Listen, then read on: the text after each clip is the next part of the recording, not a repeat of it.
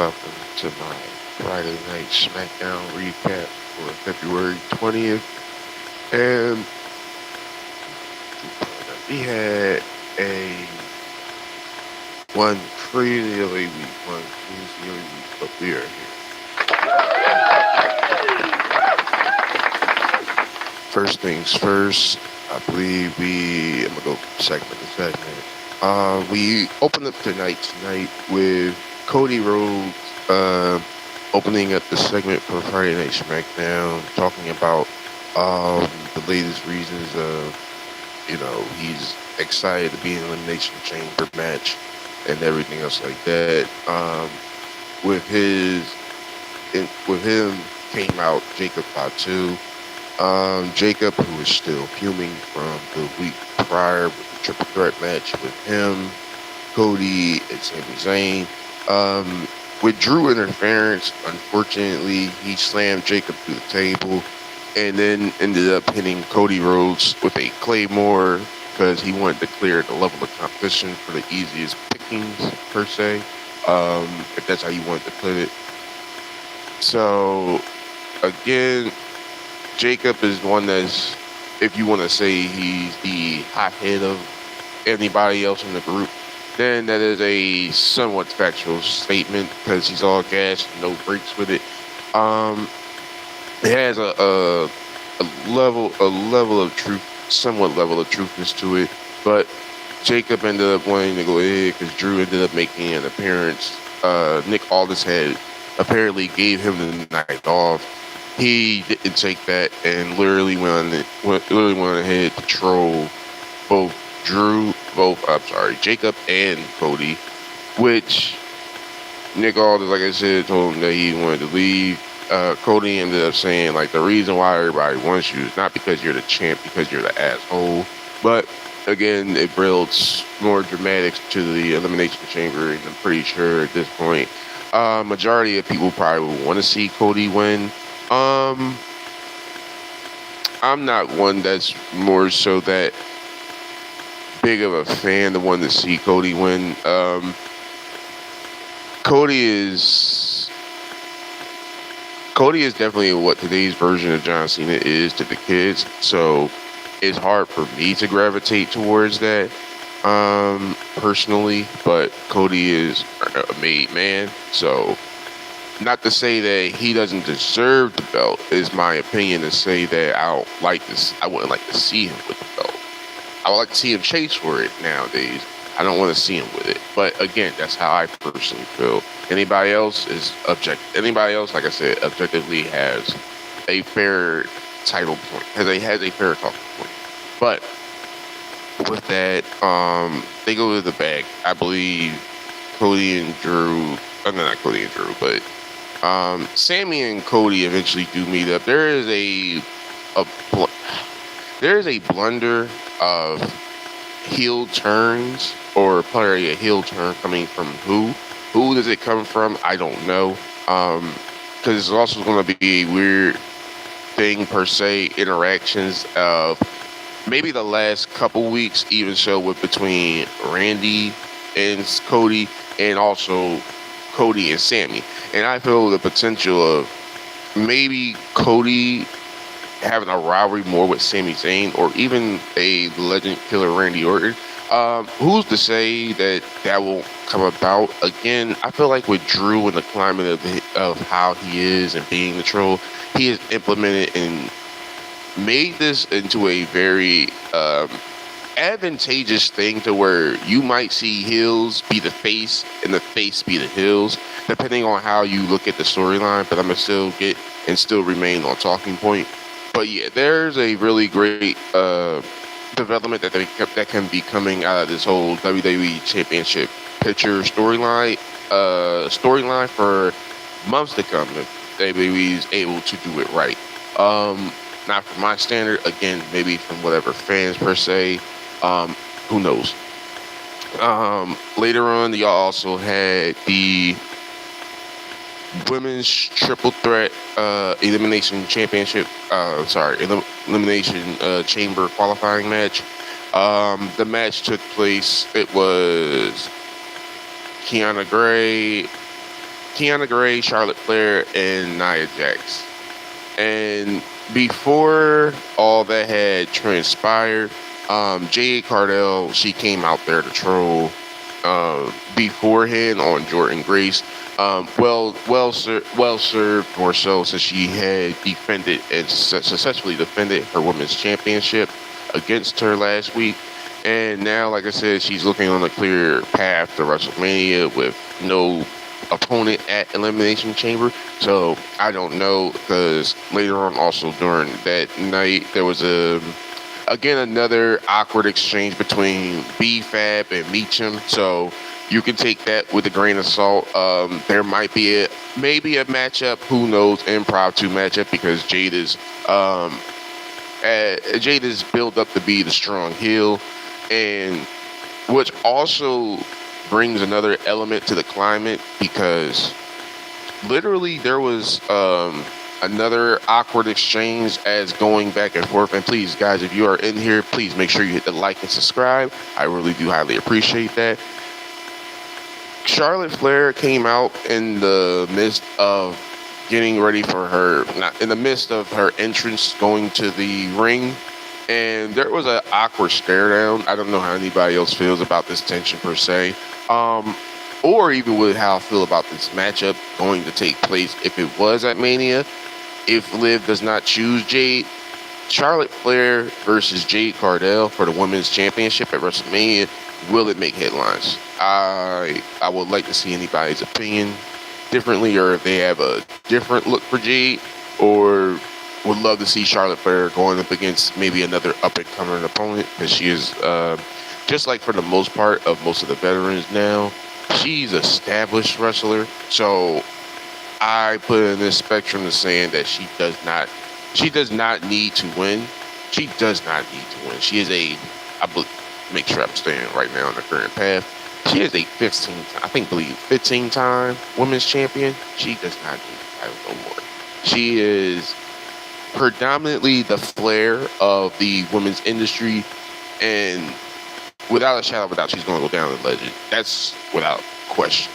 So, but be it so, I believe it was Nia Jax about to come in. She got hit. I think it was a natural selection, if I'm not mistaken, that Charlotte was going for the pin. Casey Gray ended up not schoolboying. I really forgot the old wrestling technician move. I don't think it's a roll-up, more so. So, end of the day, I'm sorry, it's a crucifix pin. So she ended up pinning Charlotte Flair. So now Casey Gray is involved in the Women's Elimination Championship. The Women's Elimination Chamber match. So that is a little awkward.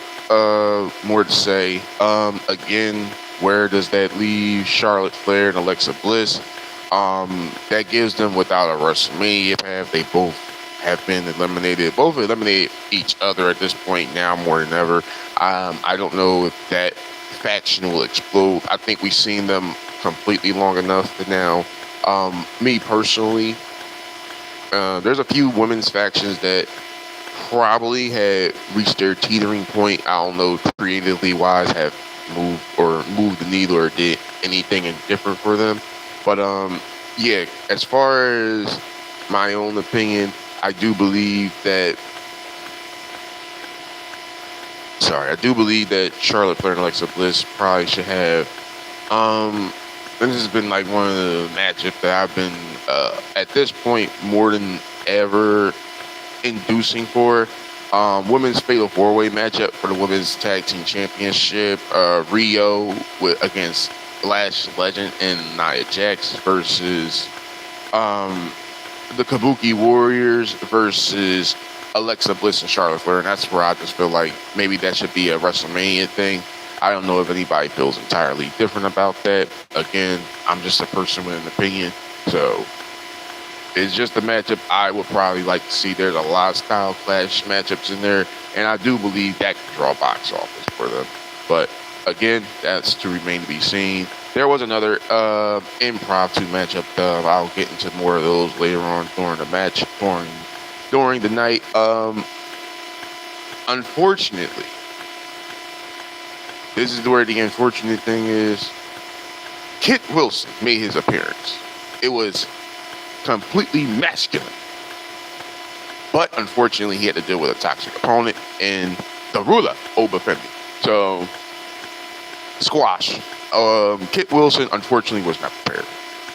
The GOAT lost to Obafemi again for the second week in a row. Unfortunately, again, they're building up Oba to be the monster, like the monster of the midway, which I'm enjoying for the most part.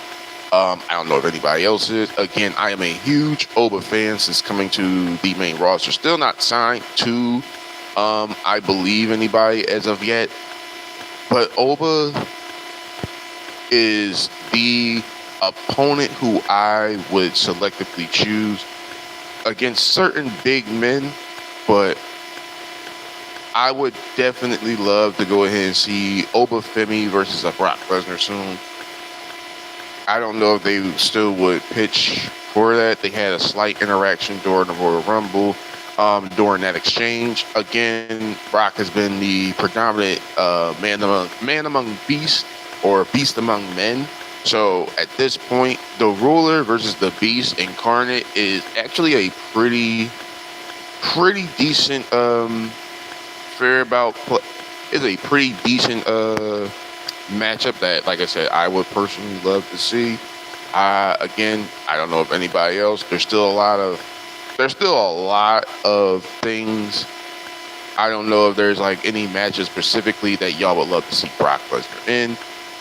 Personally, that is one of my particular picks that I would love to see him with.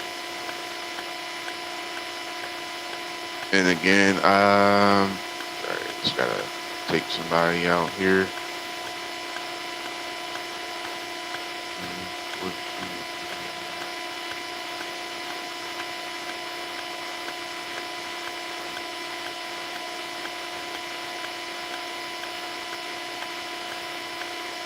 So, but yeah, literally, Overcoming versus Brock will be the next thing, and then I believe later on tonight, Tiffany Stratton had a matchup. It was with Alpha Fire. I already can tell you where that was leading up to. I do believe, I think at this point now, they kept Tiffany away from Jade at this point in order to help build her back up. I don't think that it was translating well with the fans with her as champion. I don't know. I don't really have too much an opinion per se. Again, where everything lies at with her, it's still I can't say rocky, but I think at this point now, Tiffany Stratton has had time away from the championship, so you would love to see her eventually get or let's see, just get a rematch, or at least another matchup with Jade. So that'll be one of the interesting parts per se. Again, are we going to see a Sami Zayn heel turn this year? I'm hoping so. I would love to see it. If Sami does be heel, I would love to see Sami with the title for the first time this year. Predominantly, that is without a shadow of a doubt. Feel like the years of hard work that he has put in, especially because of him and Kevin Owens, especially, they are the underrated blue collar workers of the WWE, and they don't. And I'll say this on my end, they don't get the love that they well deserve. It's been almost 10 years since KO has had a singles world heavyweight title, and Sami has never held one. He's only held the Intercontinental in the United States. So at this point, more so now than ever, I would definitely love to see one of those two back with the flowers that they deserve. Again, if KO is able to come back, I would completely be with it. I would completely be for him winning the championship. And again, it is I like the way they're using Sami. I want to see the product manifest to what it needs to be at this point. I think a lot of people are really wanting to see Sami Zayn as champion. Now, face, not agreeable. But if we're talking heel, then there's a conversation that we can all have together with me, per se. Again, Sammy had the weird interactions with Trick Williams, and the reason why I say it could be implemented into a long-term storytelling of Sammy turning heel and finally getting the championship because of the way how they're building Trick up now, and I'm gonna get into that. I'm gonna get into that also as well because the triple threat qualifying match for the men's elimination chamber match featured Trick Williams, Damian Priest, and Sami Zayn. So it was Carmelo Hayes, because Ilya Dragunov had ended up facing Tammy. Sorry about that. I think I got his actual name. Tamatonga tonight with the MFTs, and unfortunately, because of the numbers, there wasn't that much that Ilya Dragunov could really have done. Unfortunate. Matt Cardona, the Wyatt Six had also came out there to help him out during the matchup. Again, with Uncle Howdy and Solo having the makeshift rivalry in between because of the lantern, it still makes it a group via group matchup. So maybe we can end up seeing them in an Elimination Chamber match. Again, it is a very, very, I don't see that many matchups on this card as of now. So we could potentially seeing, again, MFTs, Wyatt Six, maybe not, maybe elimination style matchup. But that's definitely where I could end up seeing that ended up going. But Ilya Dragunov did lose. I don't know where the Mad Dragon goes at from here. Again, him and Carmelo still has that pretty, I wouldn't say intense. And as far as who's going to win the men's qualifying matchup, Trick ended up, let me get into that second view. But Ilya Dragunov and I could see maybe him getting more heading towards a heel style change up. I feel like that is definitely maybe well needed for his character. I think they did the same thing to Apollo Crews once they had him partner up with Commander Aziz back then when Big E was still Intercontinental Champion. So it can possibly work out for Sammy if he does maybe goes heel. I think it does need to be thrown in there. Carmelo Hayes has shown out a lot, especially with the United States Open Challenge. He had to shut that down because he was inside the men's triple threat qualifying matchup that featured him, Damian Priest, and Trick Williams. So again, Trick is showing up and is showing out. As far as the young guys that showed up from the NXT roster call-ups, they have really gotten the platform and they have really ran with it. Again, hit the trick shot on Damian Priest twice, which ended up making the big man fall out because Carmelo Hayes was already outside the ring. So Trick Williams is added to the men's Money in the Bank. That means that's him, Cody, LA Knight, and it's another superstars. But again, going into the Elimination Chamber match, there's only, I think, 5 matchups filled up at this point. So 5 slots filled. So we still have actually one more.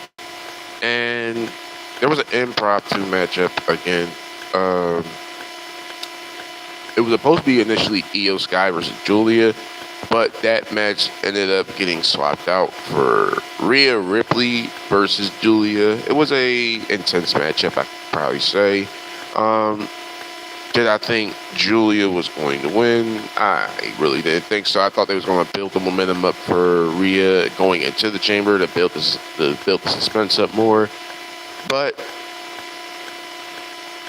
literally, I gotta figure out what was going to be the next triple threat matchup for the qualifying match. I don't know because we are literally probably about a week away, really officially as of today on the 21st.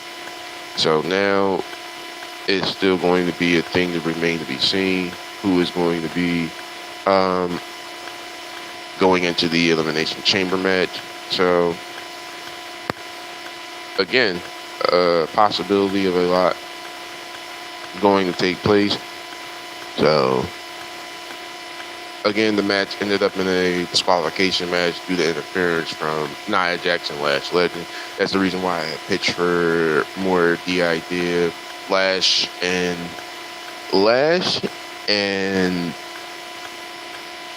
Nia have become the biggest trolls on WWE. I actually like their gimmick for everything that it's worth. So I am really loving it. I really am hoping that it ends off with a championship aspirations, probably, hopefully, per se.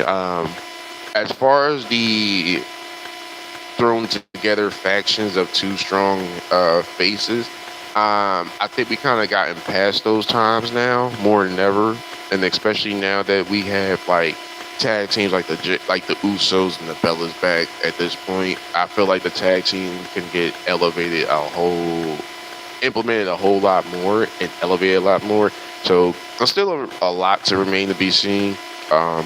Again, with the next week will be the last qualifying matchup. So we'll probably get the last promotion before Elimination Chamber take place, which is on the 28th, and that is officially, like I said, next week. So 7 days.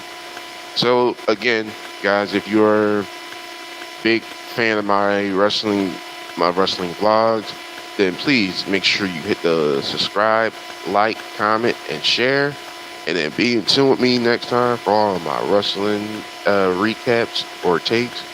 And I will get back with you next time, everybody. Please make sure you enjoy. Stay great.